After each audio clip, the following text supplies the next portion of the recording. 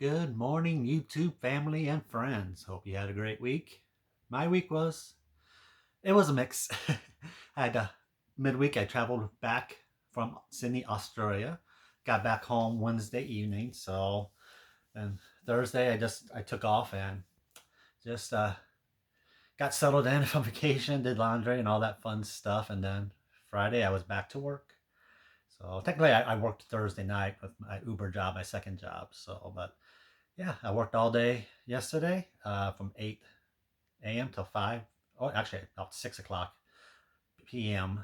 at my main job. And then from 7 p.m. until a little after 3 a.m. this morning, driving Uber. So I put in a full day yesterday. So that's all right. I got to sleep in today. But anyway, I'm back in town from my cruise and it's awesome. And I had a weigh in this morning, my first weigh in 3 weeks. So I'm sure you're all anxious to see what the weight is.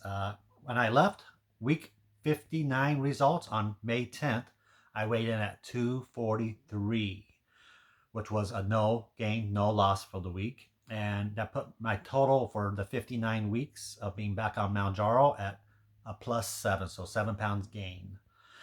Keep in mind, I gained a lot of weight back when I got hit with this autoimmune disease, this generalized myasthenia gravis, which causes muscle weakness. So that's not bad. Only gaining 7 pounds, considering what I'm battling, that my other health issues. But anyway, I'll go ahead and get into it. I weighed in this morning, so it's first weigh in after 3 weeks. This is week 62, and today is Saturday, May 31st. 2025. Man, tomorrow's gonna be June already. Man, time is flying by. Wow.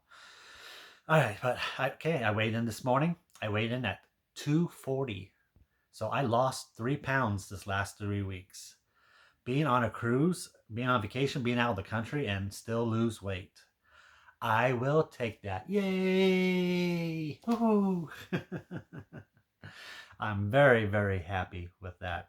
Of course, it doesn't help, or I should say, it doesn't hurt when the first 3 days of the cruise, you're down with seasickness and you threw up a few times. So I didn't eat hardly anything at all those 3 days. So I guess that helped the cause a little bit, but I did make up for it the last few days of the cruise. I made up for it big time. I ate like a pig because I was hungry.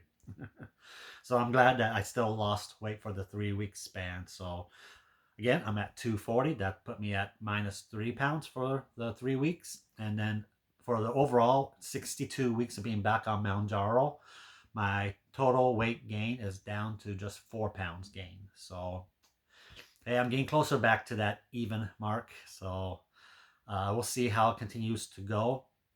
I cannot take my Mounjaro shot today or next week because I'm being prepped for surgery.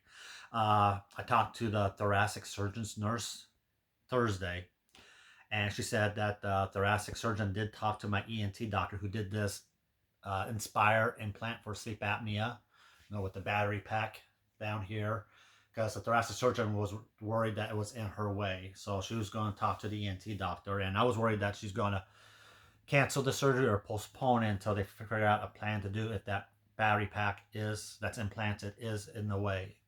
So, but the nurse said that the doctor did talk to the other doctor, and as far as she knows, she says the surgery is still on.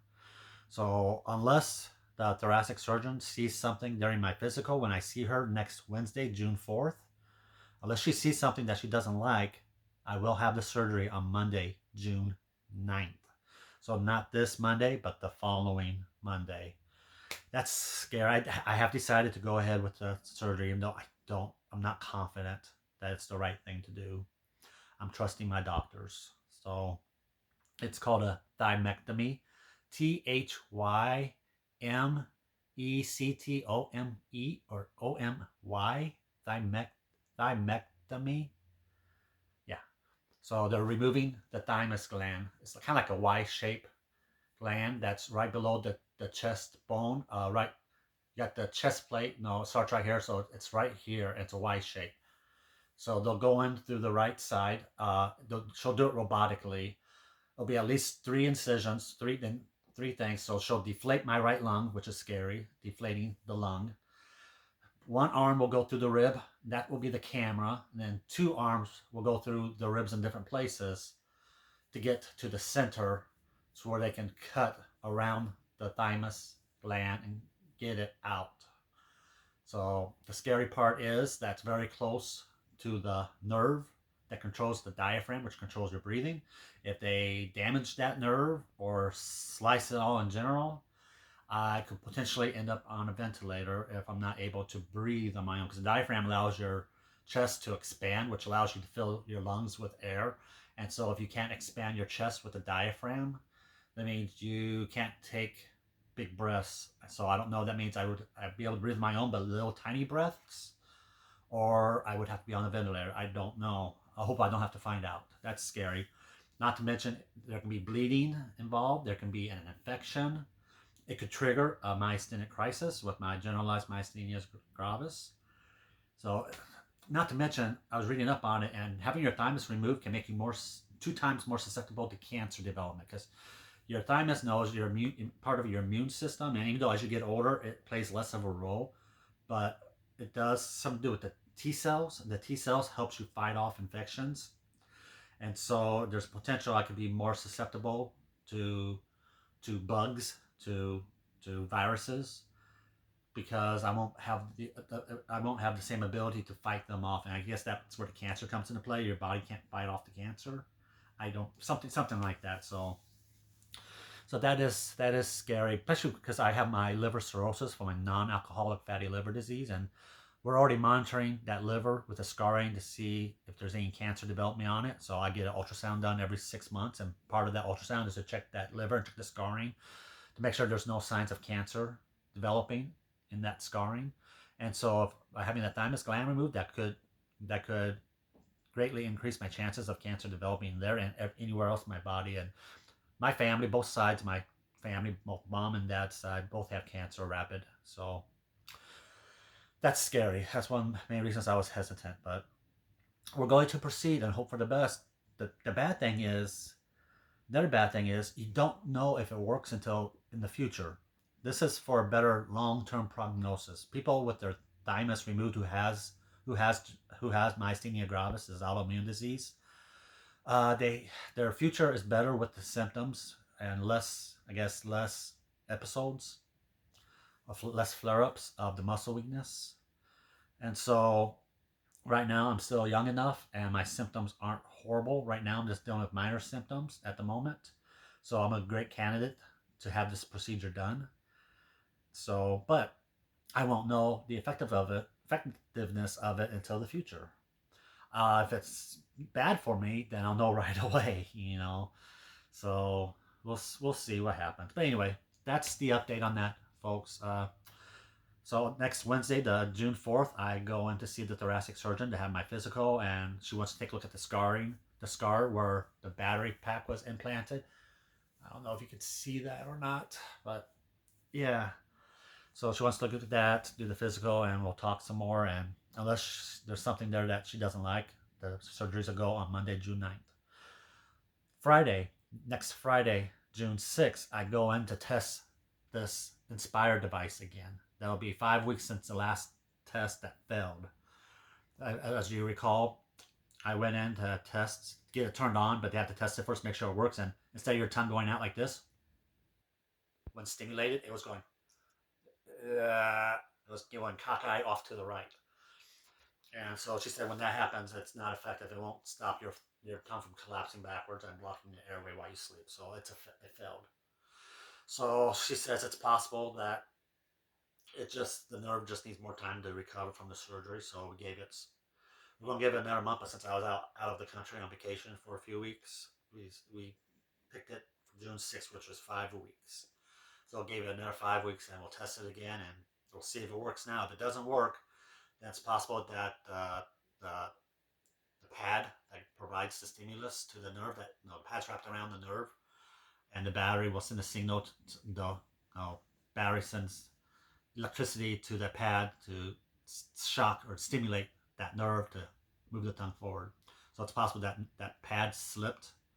It's possible it slipped because of the accident. I know for the hit and run that I had, that I was involved in on Easter. Someone hit me while I was driving Uber, And that's possible the whiplash from that potentially jarred it away from where all it takes is a little bit of a movement to get it out of a spot where they had placed it in the surgery. So if it doesn't work again, it's possible I'll have to have another surgery to replace it, no, to correct it.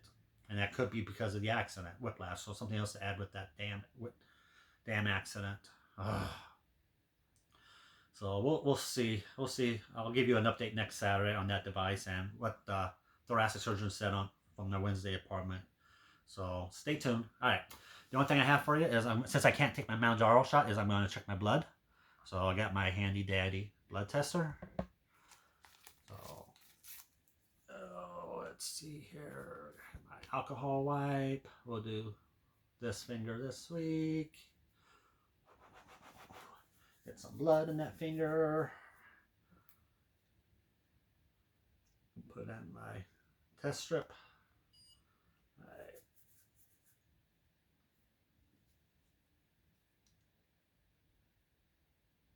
Ouch. Hate that. Okay, good blood again. Yay. Oh, come on, shakiness, stop.